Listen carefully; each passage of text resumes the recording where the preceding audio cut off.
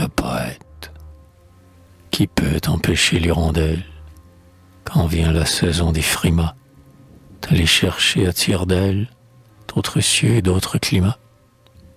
Qui peut, lorsque l'heure est venue, empêcher au sein de la nuit le jour éteint de s'arrêter sur les derniers monts qu'il colore? L'amant d'aimer, la fleur d'éclore, et le poète de chanter. Le transport d'un pied délire, à lui d'abord s'est révélé, et dès son lointain d'une lyre, son premier rêve fut troublé, tel que Janus aux deux visages, dont l'œil plongeait sur tous les âges, le ciel ici-bas l'a placé, comme un enseignement austère, comme un prophète sur la terre, de l'avenir et du passé. Mais hélas, pour qu'il accomplisse sa tâche au terrestre séjour, il faudra qu'un nouveau supplice vienne l'éprouver chaque jour. Que des choses de cette vie et de tous ces biens qu'on a envie, ils ne connaissent que les pleurs. Que brûlé d'une ardeur secrète, il soit au fond de sa retraite, visité par tous les malheurs.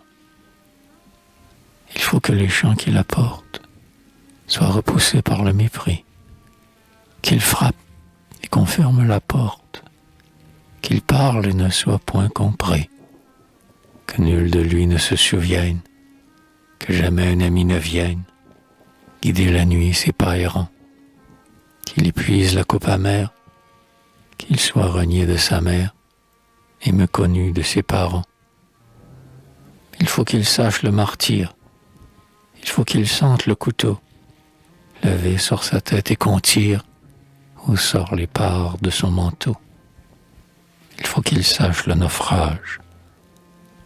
Le poète est beau dans l'orage, le poète est beau dans les fers, et sa voix est bien plus touchante lorsqu'elle est plaintive et ne chante que les malheurs qu'il a souffert.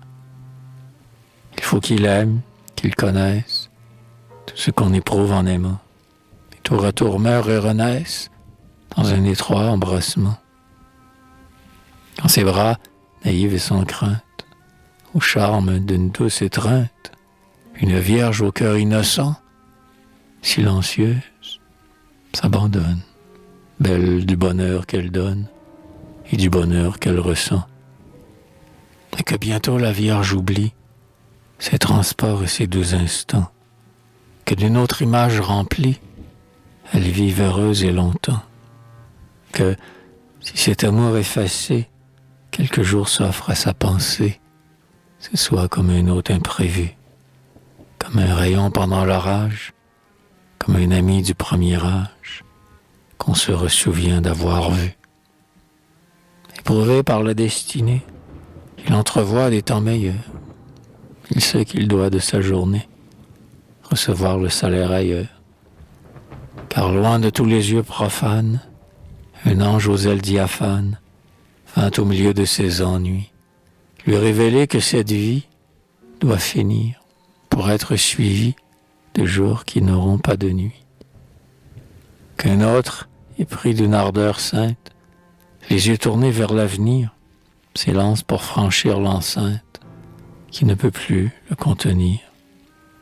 Qu'il poursuive une renommée qui par tout l'univers semée retentisse chez nos neveux, mêlée aux tempêtes civiles, qu'au seuil des grands, au sein des villes, sa voix résonne.